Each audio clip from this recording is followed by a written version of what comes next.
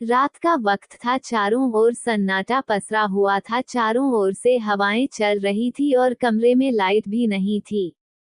मैं अपने कमरे से गहरी नींद में अचानक उठकर सोचा कि इतनी रात को कौन दरवाजा खटखटा रहा है।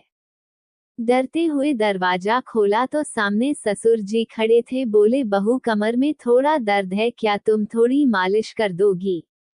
हाँ ससुर जी, आप बिस्तर पर लेट जाएं। और मैं तेल लेने चली गई। मेरे मन में हल्की बेचैनी थी, लेकिन मैंने इसे नजरअंदाज किया। तेल लेकर आए और उनकी कमर पर मालिश शुरू कर दी। लेकिन उसके बाद जो हुआ, हेलो दोस्तों, आज की कहानी बहुत ही रोमांटिक होने वाली है, इसलिए दिल थाम कर बैठ जाए और कहानी का आनंद लीजिए। तो चलिए आज की कहानी शुरू करते हैं। मेरा नाम निशा है। मैं दिखने में बहुत खूबसूरत और आकर्षक महिला हूँ। मैं एक गरीब परिवार से हूँ। जब मैं छोटी थी तभी मेरी माँ की मृत्यु हो गई और जैसे तैसे मेरे पिता ने मेरी शादी बड़े अरमानों से करवाई थी।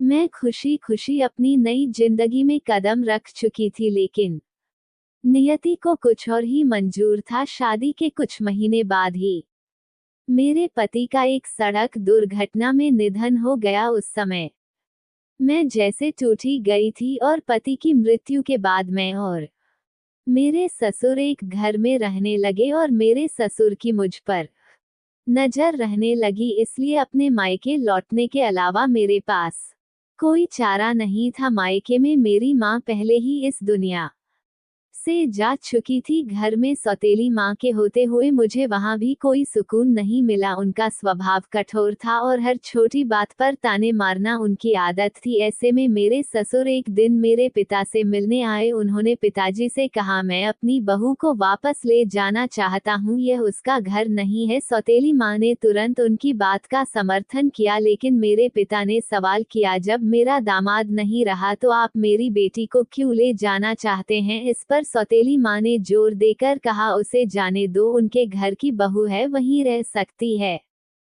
पिताजी ने भारी मन से हामी भर दी। उन्होंने कहा, अगर मेरी बेटी वहां खुश रहेगी तो मुझे कोई ऐतराज नहीं है। मैं ससुर के साथ उनके घर चली आई। वहां पहुंचकर कुछ दिन तो सब सामान्य रहा, लेकिन फिर एक रात ने मेरी जिंदगी को पूरी तरह बदल दिया। उस रात मेरे कमरे के दरवाजे पर दस्तक हुई। घर में हम दोनों के अलावा कोई नहीं था, इसलिए ये ससुर ही हो सकते थे। दरवाजा खोलने पर उन्होंने कहा, बहू मुझे गिरने से चोट लग गई है, क्या तुम मेरी मदद करोगी? उनकी बात सुनकर मैं तेल लेने चली गई। मालिश करते वक्त उनकी नजरें अजीब तरह से मुझ पर टिकी हुई थी। उन्होंने धीरे से कहा, अब इस घर में मैं अकेला हूँ, मैं चाहता हूँ कि तुम मेरी साथी बनो। उनकी बात सुनकर मैं सुन्न रह गई, यह सोचकर कि मुझे अब कहाँ जाना है। मैंने कोई जवाब नहीं दिया। उस रात मैं डर और असमंजस में रही। ससुर बार बार मुझे समझाने की कोशिश करते रहे कि उनका प्रस्ताव गलत नहीं है।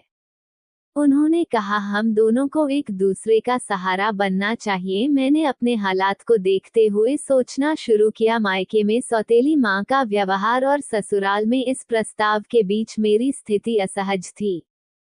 मैंने बहुत सोचने के बाद उनसे कहा, अगर आप मेरी भावनाओं और सम्मान का ख्याल रखेंगे तो मैं आपके साथ जिंदगी बिताने को तैयार हूँ। हमने समाज की परवाह किए बिना शादी कर ली। रिश्तेदारों और समाज ने हमें बहुत कुछ कहा, लेकिन हमने एक दूसरे का साथ दिया।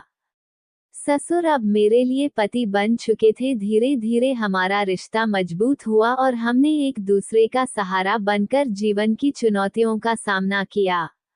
ये कहानी बताती है कि जीवन हमें अनचाहे मोड़ पर ले जा सकता है। सही और गलत के बीच का फर्क समझना और अपने फैसलों के प्रति दृढ़ रहना ही जीवन को आगे बढ़ाने का रास्ता है।